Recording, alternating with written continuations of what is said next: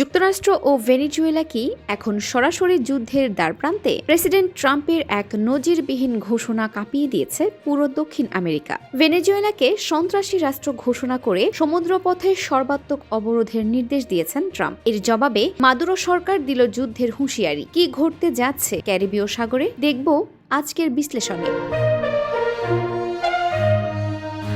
ভেনেজুয়েলার তেল রপ্তানি অচল করে দিতে নজিরবিহীন সর্বাত্মক অবরোধের নির্দেশ দিয়েছেন ডোনাল্ড ট্রাম্প। নিজের সোশ্যাল মিডিয়া প্ল্যাটফর্ম ট্রুথ সোশ্যালে তিনি মাদুরো সরকারকে বিদেশি সন্ত্রাসী সংগঠন হিসেবে চিহ্নিত করেছেন। ট্রাম্পের অভিযোগ, মাদুরো সরকার মাদক পাচার, মানব পাচার এবং চুরি করা তেল বিক্রি করে সন্ত্রাসবাদে অর্থ যোগাচ্ছে। এই ঘোষণার মাত্র কয়েকদিন আগেই ভেনেজুয়েলার একটি তেলবাহী জাহাজ জব্দ করে যুক্তরাষ্ট্র। কারণ ভেনেজুয়েলার অর্থনীতি পুরোপুরি তেল নির্ভর। তাই এই পদক্ষেপ দেশটির জন্য এক বিশাল ধাক্কা। ট্রাম্প দাবি করেছেন, ভেনেজুয়েলা এখন ইতিহাসের সবচেয়ে বড় মার্কিন নৌবহর দিয়ে ঘেরা রয়েছে এবং ভবিষ্যতে এই অবরোধ আরও কঠোর করা হবে। পরিস্থিতি কতটা ভয়াবহ তা বোঝা যায় যুক্তরাষ্ট্রের সামরিক মোতায়েন দেখে।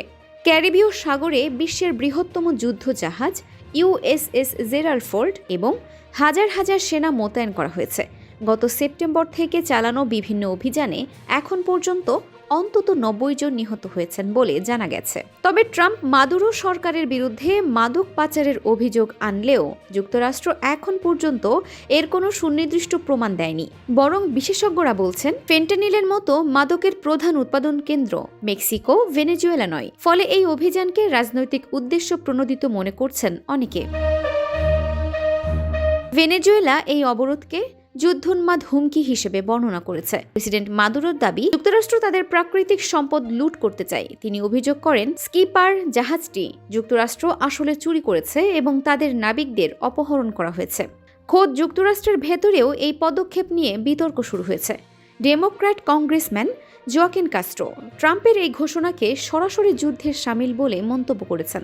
ভেনেজুয়েলার সঙ্গে এই শত্রুতা বন্ধ করতে কংগ্রেসে একটি প্রস্তাবের ওপর ভোট হওয়ার কথা রয়েছে।